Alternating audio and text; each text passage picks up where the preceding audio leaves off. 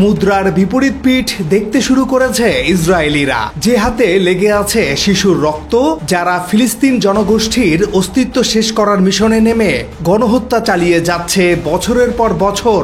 এবার সেই একই আঘাত আসতে শুরু করেছে তাদের ওপর। সবচেয়ে সুরক্ষিত অস্ত্র নিয়ে যে ইসরায়েল গর্ব করত, এখন তারাও বুঝতে পারছে সৃষ্টিকর্তা একজন আছেন যিনি বাড়াবাড়ি পছন্দ করেন না। অন্যের ওপর চাপিয়ে দেয়া নির্মম আঘাত কখনো কখনো নিজের দিকেও ফিরে আসে। এবার সেই আঘাত টের পাচ্ছে ইসরায়েলিরা। কেন পালিয়ে বেড়ানোই ইহুদিদের নিয়তি? ইরানে হামলার পর বিশ্বে আরো কোণঠাসা ইসরায়েল। ইসরায়েল জুড়ে এত ভারতীয় কেন? চলুন বিষয়গুলো সম্পর্কে আরো বিস্তারিত জেনে আসি। কেন পালিয়ে বেড়ানোই ইসরায়েলিদের নিয়তি?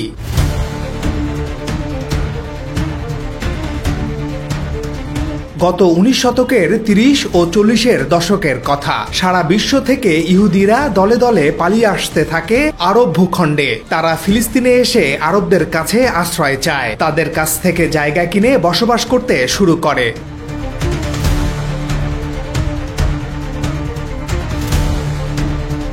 দ্বিতীয় বিশ্বযুদ্ধের পুরোটা সময় জুড়ে জার্মানির এডলফ হিটলার যখন ইহুদি নিধন শুরু করে, বিশেষ করে পোল্যান্ডে ব্যাপকভাবে ইহুদিদের হত্যা করা হয়, তখন আরো বেশি ইহুদি বিশ্বের বিভিন্ন প্রান্ত থেকে চলে আসেন আজকের দখলদার রাষ্ট্র ইসরায়েলে। গত 70 থেকে 80 বছরে সারা বিশ্বের নানা প্রান্ত থেকে ইহুদিরা ঠিকানা খুঁজতে ইসরায়েলে এসেছেন, সেখানে থেকেছেন, আবার সেখান থেকেও পালিয়ে গেছেন। এই পালানোই তাদের অনিবার্য নিয়তি হয়ে উঠেছে।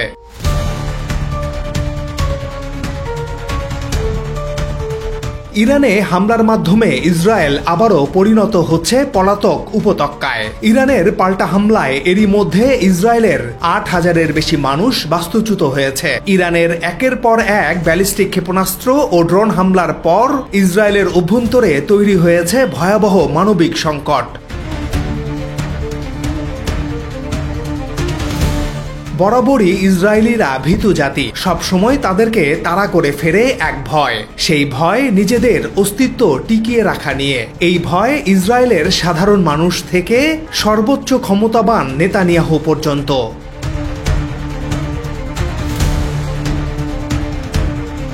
ইরানের হামলা থেকে বাঁচতে দেশ থেকে পালাচ্ছেন ইসরায়েলিরা। জীবন বাঁচাতে ইহুদিরা পরিবার পরিজন নিয়ে বন্দর ও এয়ারপোর্টের দিকে ছুটছে। কেউ জাহাজে, কেউ ছোট নৌকায় আশ্রয় খুঁজছে নিকটবর্তী সাইপ্রাস, গ্রিস, এমনকি ইউরোপের বিভিন্ন দেশে যাওয়ার জন্য। দেশটির গণমাধ্যম টাইমস অব ইসরায়েলের এক প্রতিবেদনে এই তথ্য উঠে এসেছে। ইসরায়েলের অন্য এক গণমাধ্যম জানিয়েছে, ক্ষতিগ্রস্ত অবকাঠামো, বাড়িঘর এবং যানবাহনের জন্য ইতোমধ্যে দেশটি প্রপার্টি ট্যাক্স ক্ষতিপূরণ তহবিলে প্রায় 30,000 আবেদন জমা পড়েছে।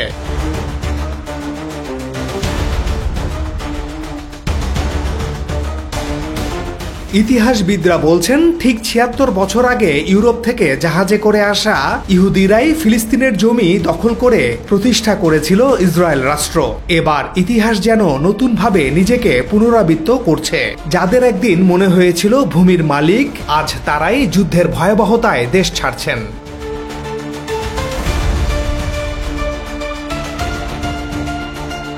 বিশ্বমঞ্চে ইসরায়েলকে তুলোধুনা। জাতিসংঘে ইসরায়েলকে কার্যত তুলোধুনা করেছে পাকিস্তান, চীন, রাশিয়া ও আলজেরিয়া। সংস্থাটির নিরাপত্তা পরিষদের এক জরুরি বৈঠকে ইরানের ওপর সামরিক আগ্রাসন নিয়ে ইসরায়েলের সমালোচনা করে দেশগুলো। এই 4টি দেশ হুঁশিয়ারি উচ্চারণ করে বলেছে, ইরানের ওপর এই হামলা পুরো অঞ্চলকে অস্থিতিশীল করে তুলতে পারে।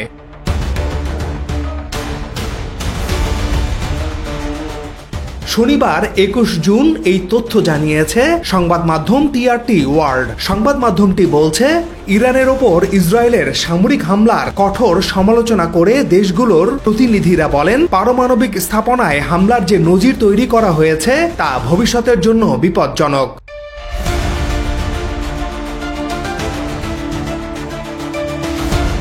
মূলত এই 4টি দেশের অনুরোধেই জাতিসংঘের নিরাপত্তা পরিষদে এই বৈঠক অনুষ্ঠিত হয়। বৈঠকে রাশিয়ার রাষ্ট্রদূত ভ্যাসিলি নেবেনজিয়া বলেন, ইরানের শান্তিপূর্ণ বেসামরিক পারমাণবিক স্থাপনাগুলোকেও লক্ষ্যবস্তু বানানো হচ্ছে। এতে ভয়াবহ পারমাণবিক বিপর্যয়ের ঝুঁকি তৈরি হয়েছে। এমন স্থাপনায় হামলা চালানো যায় না।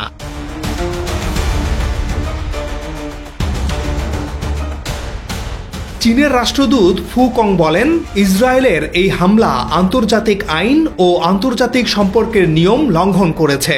এটি ইরানের সার্বভৌমত্ব ও নিরাপত্তাকেও ক্ষুণ্ণ করছে এবং গোটা অঞ্চলের শান্তি ও স্থিতিশীলতা বিপন্ন করছে।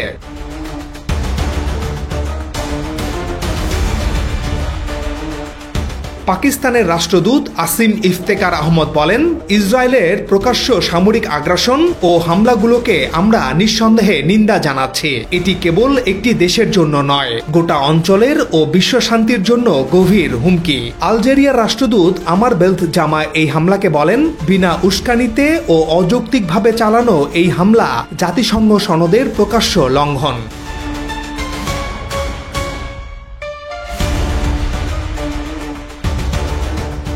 এদিকে ইসরায়েল নিয়ে বৈঠক বসতে যাচ্ছে ইউরোপীয় ইউনিয়নের কয়েক দেশ।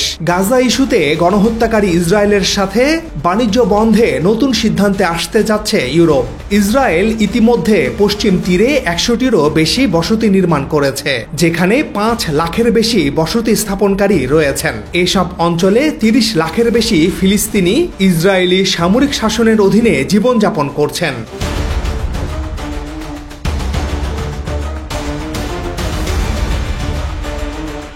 এমন পরিস্থিতিতে ইউরোপের 9 দেশ Belgium, Finland, Ireland, Luxembourg, Poland, Portugal, Slovenia, Spain ও সুইডেন ইউরোপীয় কমিশনকে ইসরায়েলের বিরুদ্ধে বাণিজ্য নিষেধাজ্ঞা জারির প্রস্তাব তৈরির আহ্বান জানিয়েছে। এসব দেশের পররাষ্ট্রমন্ত্রীরা ইউরোপীয় ইউনিয়নের পররাষ্ট্র নীতি প্রধান কাজা কালাসকে লেখা গোপন চিঠিতে উল্লেখ করেছেন, ইসরায়েল অধিকৃত অঞ্চলে অবৈধ বসতি স্থাপন করছে। এমন কর্মকাণ্ড আন্তর্জাতিক আইন লঙ্ঘন করছে। ফলে এই অঞ্চলে পণ্য ও সেবার বাণিজ্য বন্ধ করা জরুরি।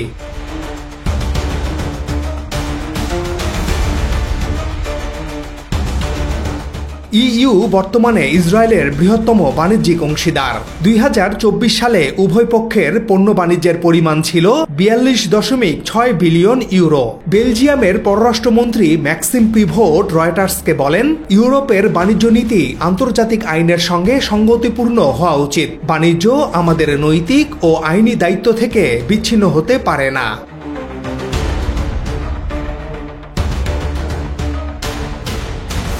আগামী 23 জুন বেলজিয়ামের ব্রাসেলসে অনুষ্ঠিতব্য বৈঠকে ইইউ পররাষ্ট্রমন্ত্রীরা ইসরায়েলের সঙ্গে সম্পর্কের বিষয়টি পর্যালোচনা করবেন। সেখানে মানবাধিকার নীতির প্রতি ইসরায়েলের আনুগত্য নিয়ে সিদ্ধান্ত নেওয়া হতে পারে বলে ধারণা করা হচ্ছে। সুতরাং বিশ্বমঞ্চে কঠিন সময়ের মুখোমুখি ইসরায়েল, কিন্তু এরপরেও তাদের পক্ষে যুক্তরাষ্ট্র নির্লজ্জের মতো দাঁড়িয়ে আছে।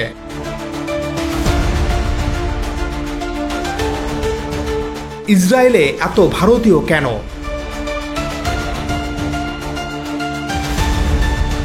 ইসরায়েলের সাথে ভারতের সম্পর্ক বর্তমানে অনেক গভীর। বিশেষ করে কট্টর ইহুদিবাদী নেতানিয়াহু ও কট্টর হিন্দু মৌলবাদী নরেন্দ্র মোদীর মতো ব্যক্তিরা যখন দুই দেশের সরকার প্রধান, তখন এই সম্পর্ক গাঢ় হওয়াই স্বাভাবিক। যা হোক, কাজ বা পড়াশোনার জন্য বহু ভারতীয় ইসরায়েলে রয়েছেন।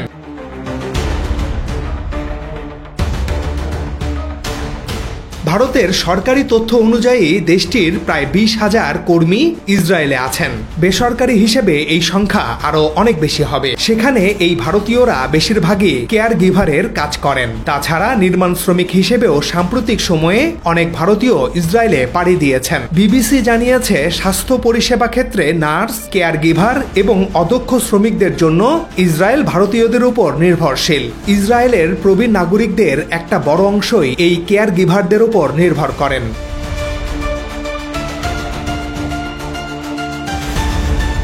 2023 সালে ভারত ও ইসরায়েলের মধ্যে চুক্তি সই হওয়ার পর দ্বিপাক্ষিক চুক্তির আওতায় বহু ভারতীয় কর্মী সেখানে গেছেন। ভারতের পররাষ্ট্র মন্ত্রণালয়ের তথ্য অনুযায়ী এর মধ্যে 2025 সালের 10 মার্চ পর্যন্ত 6,694 জন ভারতীয় কর্মী ইসরায়েলে পৌঁছেছেন।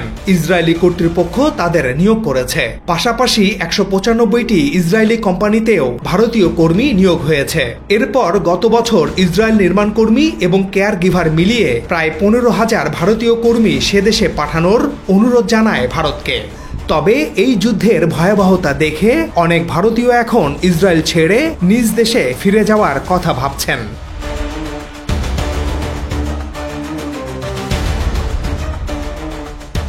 দিন যত যাচ্ছে সারা বিশ্বে ঘৃণা কুড়িয়ে চলছে ইসরায়েল। বিশ্বের বিভিন্ন দেশে খ্রিস্টানদের হাতে মার খাচ্ছে ইহুদিরা। একটি পলাতক জাতি গণহত্যাকারী সরকারকে সহযোগিতার খেসারত দিয়ে যাচ্ছে। আর তাদের প্রতি বেহায়ার মতো ভারতের সমর্থনকে আপনারা কিভাবে দেখছেন? প্লিজ মন্তব্য করে জানান। ভারতের কট্টর হিন্দু মৌলবাদীরা কি এক একটা নেতানিয়াহু? আজ এ পর্যন্তই। আবারও দেখা হবে নতুন কোনো প্রতিবেদনে। সে পর্যন্ত সবাই ভালো থাকুন, আমাদের সাথে থাকুন।